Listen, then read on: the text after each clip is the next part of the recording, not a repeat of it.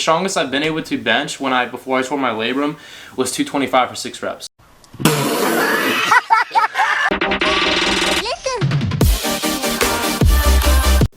What's going on, guys? Alex Eubank here, coming at you with another YouTube video. Today's video is going to be on how to get a better pump training, anything regarding that, hypertrophy stuff. I've been getting a lot of DMs lately about like what pump training is and how it differs from strength training, because if you guys don't know already, I do not train for strength whatsoever at all. I honestly am not even really able to do barbell squats, deadlifts, or anything. I don't track my weight. I don't really focus on progressive overload at all.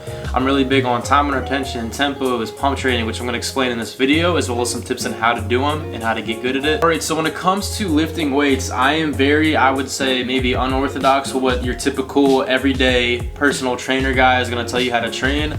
I am big on mind-muscle connection, higher rep ranges, stuff like that, supersets, drop sets, time under tension, slow reps, rather than just tracking my 5x5 bench, deadlift, or squat. Like, I never have done that, and I really don't advise doing that if you are trying to build an aesthetic physique. If you're trying to build more muscle mass itself and focus on the aesthetic part of it, I would say to definitely listen to this video and what I say about it, because I think this way of training is going to give you way better results than training for strength. First tip for you when it comes to pump training is learning tempos. So what tempos are: it involves the concentric portion of a movement of a rep, it involves the contraction, and then it involves the eccentric. So the concentric portion of a rep is, like, for example, we're doing like a bicep curl, it's the up portion, you're contracting it, right? The contraction is going to be at the top, and then the eccentric is the lowering portion. So say we're going to be doing a 1-1-1-2 tempo. That means we're going to be doing a 1 second on the up portion of the rep, then we're going to hold it for 1 second, and then we're going to do 2 second negatives. So that's a 1-1-2 tempo, right? So one of the things I like to advise when you're trying to get better at pump training, or if you want to learn how to get a better pump, this will also help with that, is to learn and try out different tempos. So when I'm going into the gym one day and I'm going to do a set of let's say like tricep extensions, and I want to do like really focusing on the negative portions, I'll do like a 3 second negative tempo. So let's say if like I'm doing a tricep extension, I'll press down like a regular, and I'll usually hold it for about a second, then I'll do a 3 second and negative on the way up. So I'm kind of fighting against the weight for 3 seconds. What this does is going to add more time under tension to each set, meaning instead of just doing a set of 12 regular tricep extensions, you know, not focusing on the negative as much, you're not going to have as much time under tension. So if you really focus on the negative, you're not going to be able to lift as heavier, but you're going to have the muscle is going to be under tension for more amount of time, meaning it's more time for it to rip up and tear those fibers so you can rebuild them, which is going to be building more muscle, right? There's also 3 parts of building muscle when it comes to hypertrophy. It's going to be muscle damage, metabolic stress, and mechanical tension. Mechanical, the short-term stuff, just explaining it real quick. Mechanical tension is kind of lifting heavy for more progressive overload. Metabolic stress is higher repetition work, really, you know, swelling up the muscle cells. And then muscle damage is really focusing on time under tension and slowing down reps to really tear up those fibers. So that's what I like to focus on, is more metabolic stress and muscle damage rather than the mechanical tension aspect. I still do lift heavy sometimes, but I don't think it's as important when it comes to building an actual physique. Another tip to getting like a better pump and learning pump training is getting into pre-exhaustion techniques. So I've talked about this in multiple videos, and maybe you've seen me do it before. Instead of, like, for example, if I'm going into a push day or a chest day, for example, instead of me doing a bench for the first exercise like a lot of people teach to do because you have your most strength, I will do flies for my first exercise. I'll do like 3 sets of 20 reps of cable flies. And the reason I do that is because I get a really good pump in my chest, and I can focus on getting blood flowing to it really early in the workout.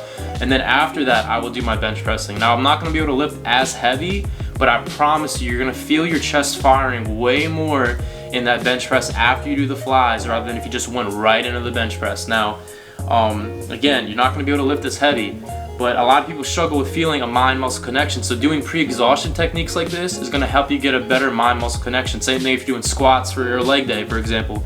Do leg extensions before you go into your squats. When you're going to do back, I like to do the straight arm pull downs before I go into any type of row or like regular pull down.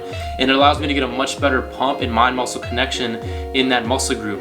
And having a mind-muscle connection is probably the most important aspect of lifting for a physique, for aesthetics, because if you don't have a good pump in a workout, you're not going to be able to get a good mind-muscle connection. You need that mind-muscle connection, because if you could be bench pressing 315 all day, but if you're feeling just your delts working and you're not feeling your chest fire as much, you're not going to get adequate growth in your chest. So that's why my chest is probably my best strong point in my physique, and I really can't. The strongest I've been able to bench before I tore my labrum was 225 for 6 reps. Which is crazy, which is not that strong at all. Like, I know it's not that good, especially for as long as I've been lifting. But still, my chest is one of my strongest points on my body, right?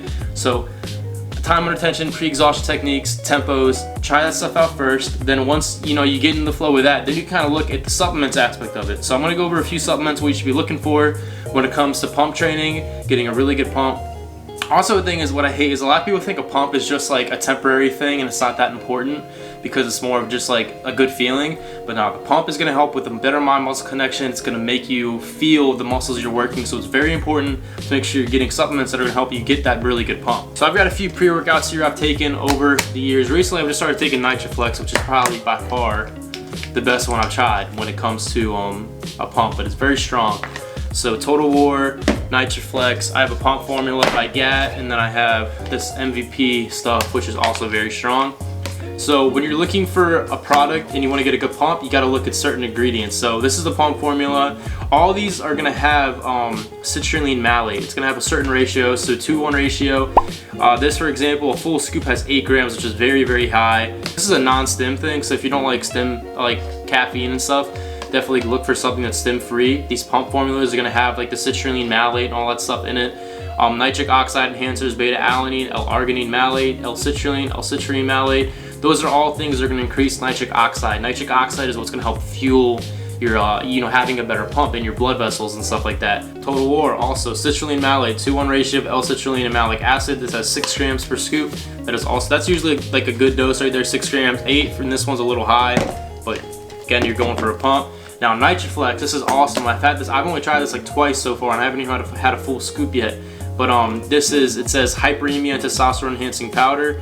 So vasodilation, what that is the opening of blood vessels. So this is really going to help open your blood vessels, increase that nitric oxide so that you can really get the blood flowing, get really good pumps and mind-muscle connections. So again, citrulline malate, L-arginine malate, L-arginine, those are all supplements that are going to open up your blood vessels, increase nitric oxide, help you get a better pump. Yeah, so what nitric oxide is, it's a vasodilator. Like I said before, it's gonna open up your blood vessels. So make sure when you're looking for a product for a pump, you wanna look for, it's gonna say like usually like nitric oxide formula or something like that. Make sure it has stuff like citrulline, L-arginine, L-arginine malate, citrulline malate, all that stuff. Those are gonna be things that are gonna increase nitric oxide, vasodilation, help blood flow. Also, what I've heard, I haven't tried it personally, but I've heard that beetroot is really, really good. So I don't know if it's like a beetroot extract or something, or beetroot juice, I think I've heard. Taking that before workouts has been shown to really increase nitric oxide production throughout the body. So I'm actually gonna probably try that soon, but I've heard people have great results with that, really getting like really massive pumps off of beetroot juice and stuff like that. So that's also another tip. But so yeah, so as we went over the tempos, we went over time under tension stuff, we went over the metabolic stress, the muscle damage, we went over some supplements. So pump training is very different from regular strength training. Rep ranges I'd say that I like to work within is maybe anywhere from 8 to sometimes 20. I might start off a set, like the first set, like 20 reps, really get the blood flowing, and then I like to work around the 12 to 15 range. Like they said in hypertrophy, it's like 8 to 12, the golden range, but I like to go a little bit higher than that, and I'm focusing on longer negatives and stuff like that. And I feel like I've had the best results training like that. Also, it's going to be safer on your joints because you're not lifting as heavier. But yeah, that's how I like to train. I've experienced the most growth with that. I know I get a lot of hate for it sometimes on TikTok. People say how like you have to be doing progressive overload or you're not going to be gaining any muscle. Instead of going up in weight for me, it's more of I will focus on intensity techniques. As long as you're training hard, you're trying to train to failure, you can go to past failure by doing drop sets. Another technique I like to do is to say I'm doing like a bench press with like 225. I'll go to failure and then I'll drop the weight to like 185, go to failure again. Again, you're doing more time under tension. That's gonna help break down those fibers even more. Techniques like that are great for increasing hypertrophy, pump training, stuff like that. So yeah, that's it for today's video. If you guys learned something, enjoyed it, please like, comment, subscribe. If you did enjoy it, check out my Instagram, follow me at Alex_Eubank15. You're getting a lot of love and support on there. Still got my free program up, 8-week one if you wanna check it out. I'm going to LA last week of September, I think, or the second to last week. So I'm gonna be making a lot of content out there, so stay tuned for that. Thank you guys so much for all the love and support, and I'll see you guys in the next video. Peace out.